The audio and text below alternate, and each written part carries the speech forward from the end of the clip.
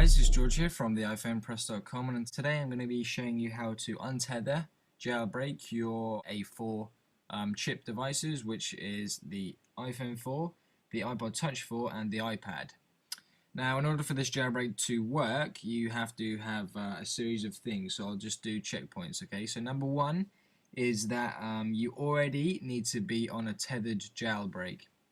That means that you need to have ran Redsn0w 0.9.6, okay, which is this one here. If you don't know how to do that or would like a tutorial on that, then I will have a link below or a video response, or you can check my channel out, something like that.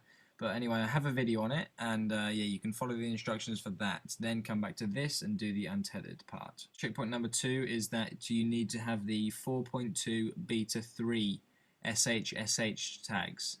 Okay, so if you look just here, at the top of Cydia it says SHSH and a list of firmware numbers, and at the end it has 4.2 beta 3.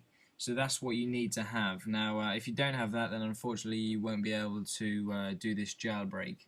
I have no idea how that actually was saved, but all I know is that Cydia did it automatically, so you know, unfortunately I can't help much on that. I'm not too sure about how SHSH blobs and tags work and all that sort of stuff. But all I know is that I have it, so unfortunately I can't help you on that, but maybe some people in the comments or something like that can. But anyway, that's checkpoint 2. 3 is that you must have a Mac. Unfortunately, the dev team haven't released this to Windows users yet. Hopefully, Beta 5 will be. There are many rumors that are implying that. Files are the ones we're going to need to use. The file on the left is the iPhone 4 4.2.1 firmware. The file in the middle is Redsn0w 0.9.7 beta 4, which we are going to be using to untether jailbreak my device. And the far one on the right is again iPhone 4 4.2 beta 3 firmware. So you're going to need to download these. Obviously the two firmwares are going to be different depending on what device you have. If you have an iPad or an iPod Touch 4, they're going to be different to these. So again, the links are going to be all in the description below to all of these files, and once you have those placed on your desktop, you can go ahead and follow these instructions. So launch Redsn0w, and if you're familiar, which you should be, because you know, you should have a tethered jailbreak already, you're going to need to click browse, and this time you're going to need to hit the 4.2.1 firmware. This is very important that you get the right firmwares. So the 4.2.1 is going to process the firmware, and it's been successfully identified. Go ahead and click next. It's going to process and patch the kernel. And this time we are going to need to uncheck install Cydia and do something different, which is a change from the 9.6 to 9.7, which we're using. So you're going to need to hit jailbreak mont untether. I think that's how you pronounce it. This time we're going to need to hit 4.2. Okay, so different to the first firmware we selected. So go ahead and click open, and then we can click next. Now Redsn0w is saying that make sure your device is plugged in and that you have it turned off. So if I go ahead and click and hold the power and slide to power off, and when we go ahead and click the next button, it's going to ask us to put our device into DFU mode. So once the spinning wheel is removed from my screen, I can go ahead and click the next button and start to enter DFU mode. So hold the home and power buttons for 10 seconds.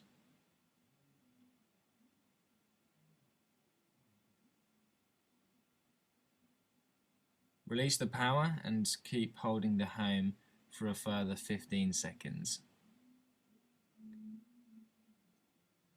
Okay, so now Redsn0w has moved on. We've successfully entered DFU mode, and it's doing things with the jailbreak mont files.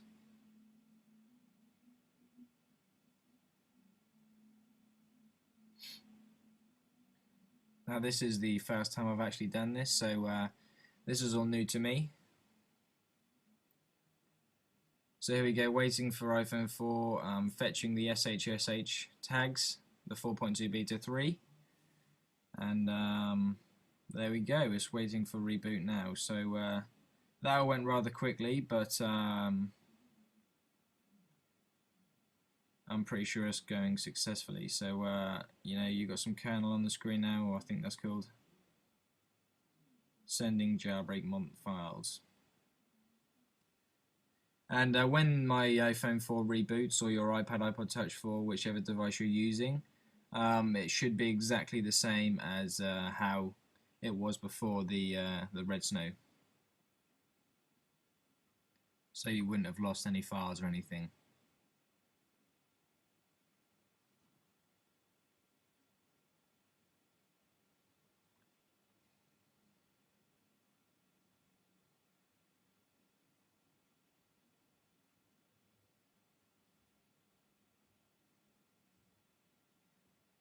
So it's now moved over to the original QuickPwn logo, and installing bundles at the moment.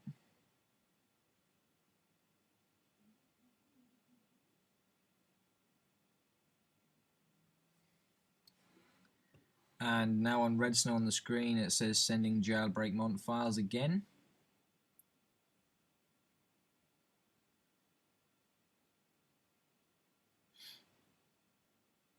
So this is relatively easy. All the betas before, number 4, you had to run a program alongside this called USB Muxt, and the dev team have integrated this into this version, or beta 4 of Redsn0w. So this is the reason mainly why I waited until this one, and again, it's the easiest and safest in my opinion. Okay, so it now says the rest of this process will take place on your device, and it's done. So I can now say finish, and that's pretty much it. My device is now rebooting, and I'll never have to, you know, keep my device plugged in at night anymore. Okay, so when this boots up, which should be in a few seconds, I can go ahead and slide to unlock. Exactly the same as how it originally was, and if I go ahead and turn it off, actually let me just show you that Bluetooth isn't working before I do that. So I go General, and as you can see Bluetooth says unavailable, okay? And I believe I also have Skype on here. Let's see what that says. Ah, there you go, it just quits automatically. So those are the only two problems. Everything else works perfectly. As you can see, there you go. So let me just prove to you that this is untethered. I'll go ahead and slide the power off, and then once it's done, I can go ahead and click the power button and wait for it to reboot. Just while we're waiting for that to reboot, if I'm on the iPhone Press here, DewHot has registered rubyrain.com, and this was actually registered back in April, the same time as Line Rain, although I'm pretty sure that this is going to be the next jailbreak, so look out for Ruby Rain.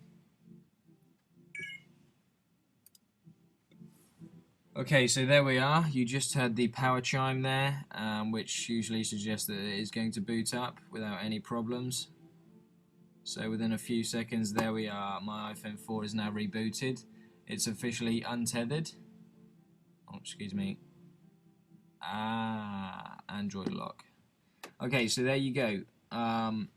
Back and an untethered jailbreak. So thanks for watching this video, and I will be back with my next, hopefully pretty soon. So thanks for watching, and see you in my next video.